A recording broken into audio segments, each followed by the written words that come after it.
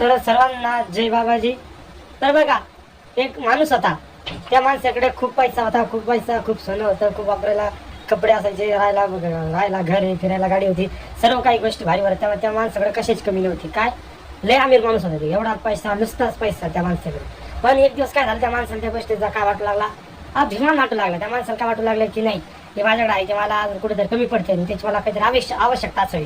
आता मेहनत करून झाली होती, सर्व काही करून झालं होतं. याच्या पलीकडे त्या माणसाला काय करायचं होतं, तर याच्या पलीकडे त्या माणसाला आयडिया की आपण काय करू, देवाशी तपश्चर्या करू. तपश्चर्या केल्यानंतर आपल्याला देवाकडून आपण काय करू, एक काहीतरी अजून भारी काहीतरी पैसे मागून घेऊ. तर त्या माणसाने असेच काय बरेच तपलं, मन लावून तप केलं. तर मन लावून तप केल्यानंतर देव त्याच्यावर प्रसन्न झाले. देव प्रसन्न झाल्यानंतर त्या देवांनी त्याला दर्शन द्या, आशीर्वाद दिला. आशीर्वाद दिल्यानंतर त्या देवाने सांगितलं, मी सांग तुला काय मागायचं.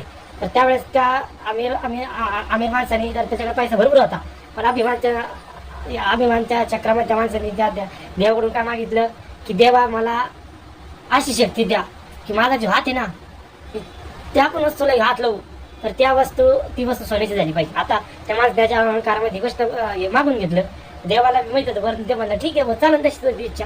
तो तसं म्हणशील की तू त्या वस्तूला हात लावशील, ती वस्तू आजपासून सोन्याची तथा असतो. आता बघा, आज देवाने सांगितलं, आता देव तिथून निघून गेले. आता त्या माणसाची आता इथून पुढे काय होतं बघा. तर त्या माणसाने सांगितलं, मी ज्या पण वस्तू हात लावून ती वस्तू काय झाली, सोन्याची झाली पाहिजे. त्या वस्तूने खुर्चीला हात लावला, खुर्ची काय झाली, सोन्याची झाली. त्या माणसाने टेबलला हात लावला, टेबल काय झाला, सोन्याचा झाला. त्या माणसाने या माईकला हात लावला, माईक सोन्याचा झाला. आता एक दिवस काय झालं, त्या माणसाला ताण लागली होती. ताण लागली असताना त्या माणसाला तो माणूस पाणी पिण्यासाठी गेला. तसा ते माणूस त्या पाण्याच्या ग्लासला हात लावणार, ते पाण्याचा ग्लास काय झाला, सोन्याचा झाला. तर बघा, ते पण असतं, कारण की तिने वरदानच का मागितलेलं होतं की मी ज्या पण वस्तू हात लावेल ती वस्तू काय झाली पाहिजे, सोन्याची झाली पाहिजे. त्याचा अहंकार अभिमान म्हणून ते मागितलं. तर त्याला जेवण बघा, आता आपण माणसा किती जरी मोठा माणूस असला, किती पैशाचा माणूस असला तरी आपण जेवायला काय भाजी पोळीच खायला, बरोबर का. पैसे सोनं घेणं आपण खाऊ शकतो, नाही खाऊ शकतो, कारण की अन्न ही आपले काय आहे, आपली शरीराची गरज आहे.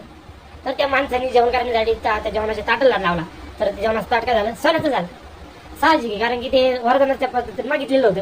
आता एक दिवस काय झालं, त्या माणसाची मुलगी, ज्याची मुलगी होती, एक दिवस त्याला छोटी मुलगी त्याच्याकडे त्याची पळत आली, पप्पा म्हणत आली. त्या माणसाने त्या मुलीला हात लावला, तर ती मुलगी सुद्धा सोन्याची झाली. ती मुलगी सुद्धा सोन्याची मूर्ती बनली.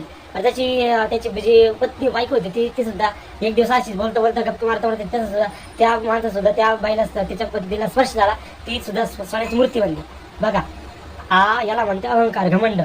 त्याने याला घमंड म्हणतात, कारण की या त्या माणसाने काय मागायला पाहिजे होतं, काय देवाकडून मागितलं, तर त्याला जेवढं त्याच्याकडे तेवढं त्याच्यात तो समाधानी नव्हता आणि त्याला अजून मागायचं होतं. पण परंतु त्यांनी काय त्याच्या अहंकारामध्ये काय मागून बसला, त्याला या गोष्टीनंतर पश्चाताप झाला.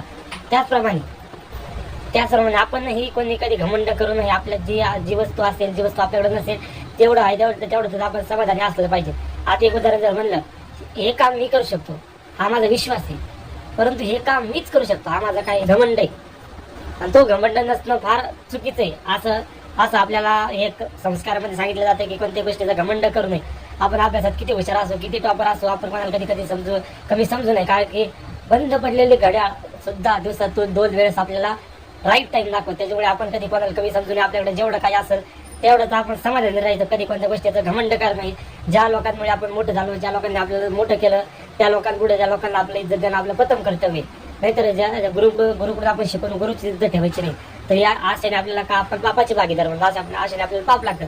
त्याच्यामुळे घमंड कधी कोणी करायचं नाही, नॉर्मल राहायचं एकदम कधी पण ते सिच्युएशन असो, आपण कधी पण नॉर्मल राहायचं, आपण शांतते व्यवस्थित साधारण स्वभाव व्हायचा. कोणत्या ठिकाणी आपण गेलो, आपल्या जे येत असेल, जे आपल्याला येत नसेल, कधी कोणत्या गोष्टीचा वाईट वाटून घ्यायचं नाही, कोणत्या गोष्टी असं घमंड वाटून घ्यायचं नाही.